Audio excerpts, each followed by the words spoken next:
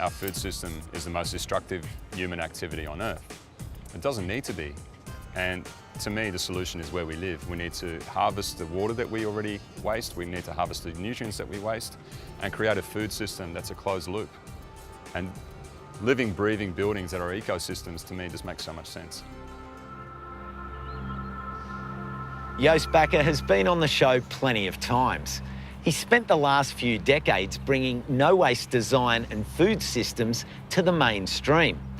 8 years ago, we caught up with him at his zero-waste restaurant.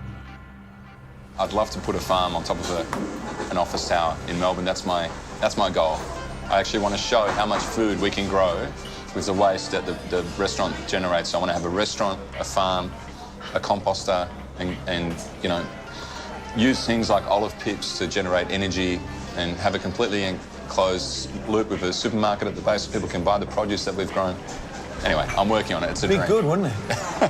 It'll happen. I'll make it happen. And now he's basically done it. This is the greenhouse on the banks of the Yarra at Melbourne's iconic Federation Square. The three-storey house is just 87 square metres, which is about a quarter of the average Australian home. But it has a big ambition: to demonstrate a productive, sustainable and no-waste future. It's a house that functions like an ecosystem packed with life. The people living in it also happen to be a couple of Australia's most talented, innovative chefs. The house is bursting with produce grown on site, and they're serving it all up with some serious creativity. Welcome to the future food system. Our food system is the most destructive human activity on Earth. It doesn't need to be. And to me, the solution is where we live. We need to harvest the water that we already waste, we need to harvest the nutrients that we waste, and create a food system that's a closed loop. And living, breathing buildings that are ecosystems, to me, just makes so much sense. Welcome. Here we are. Look at this place. Come in, mate. Come in. Most people have a welcome mat, and you've got this wall of mushrooms as a focus point. What's going on here? Well, it's kind of utilising waste that every person already creates. So it's capturing the water from the hot water service, which normally goes down the drain. Plus also the steam from the shower is pumped into the mushroom. It's pretty amazing. Oh, so this is a mush room. Yes. Every house should have a mushroom, a bathroom and a bedroom. That's so good. Check this one out. This is actually really cool. It's an Australian native mushroom, and we call it snowflake, but a friend found it on a bushwalk in Emerald, and he's grabbed a little bit of the mycelium and started growing it. This one's lion's mane. So I want to show you what we're growing them on, because it's actually regarded as waste. You know, coffee grounds, sawdust, straw. I mean, look how beautiful that is. But it basically just transforms sawdust into this incredible material that we then embed into the soil. When I design zero-waste systems, I always start at the end and then work my way back to the beginning. And that's how you design waste out. There's no point designing something and at the end going, oh, what do I do with this? Every single element becomes a food source or becomes nourishing for another element, which is just like nature.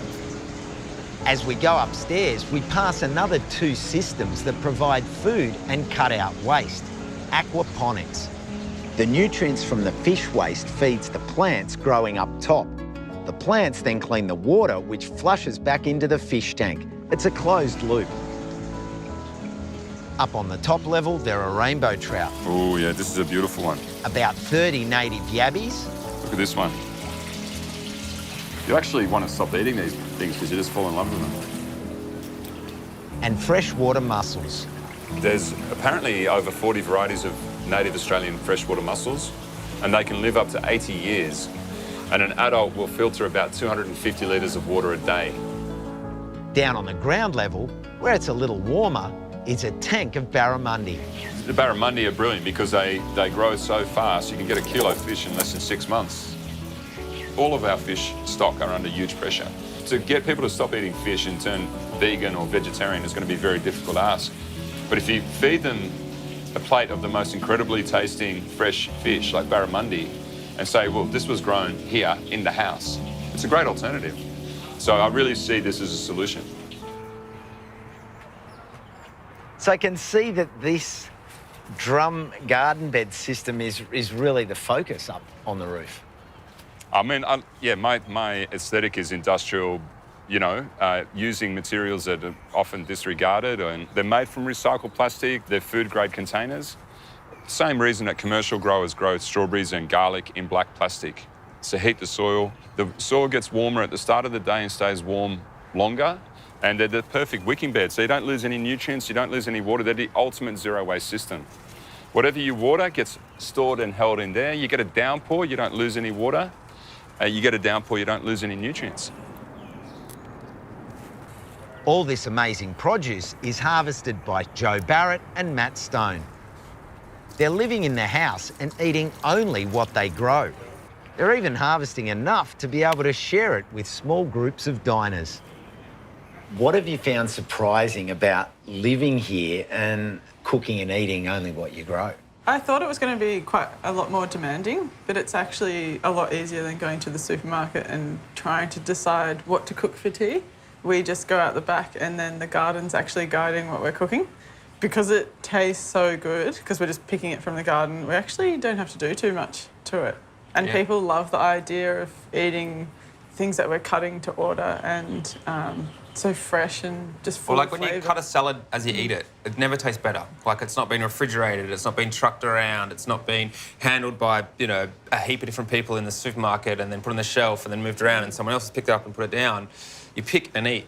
And that's how, all animals in the wild eat. They don't eat the dead stuff on the ground, they eat from a live tree or a branch or a berry. So we're kind of mimicking that, and it makes our job really simple because it's really delicious. So what sort of other ingredients have challenged you? We've been growing crickets that are eating all of our vegetable scraps. They're a really important food source globally around the world. In Australia, we don't really look at it as something that is a common food, but we've made it into a kind of a common food. So we've made a cricket bowl, which is pretty fun. Surprisingly, crickets are delicious. But we've made it with sprouted chickpeas that we've grown in the garden, dried and sprouted, so they're really nutrient dense and really yummy. Herbs and veggies from the garden and about 10% cricket through the mix and fried it. So it's great protein source. Yeah, and it's not serving it for shock value, it's serving it for nutrient and flavour value. So falafel is something that is quite common and we eat a lot. So by sort of putting an ingredient that's kind of exotic to us here in Australia into something that's familiar, it breaks down those barriers and makes it much more desirable for people to get into. There are so many other inspiring features in this house that are just too many to mention, like the walls made from compressed straw or the worms that eat polystyrene. This place is all about experimenting and giving all of us a glimpse of what's possible. This is not a compromise. This is a much far superior way to live. And I think that if we can inspire people to change the way we live, it means that we don't need as much land to grow the food that we currently do. And that's what this is about. It's about taking pressure off our existing systems. I really believe that human beings need to get to a point where it's really bad before everybody wakes up and goes, we need to do things differently. And I think that we're at that point. There's a real call now to change the way we live, to change what we do, to change the materials that we use. And that's something that I'm so excited by. I think that in 2050, we'll look back at 2020 as the year where everything changed.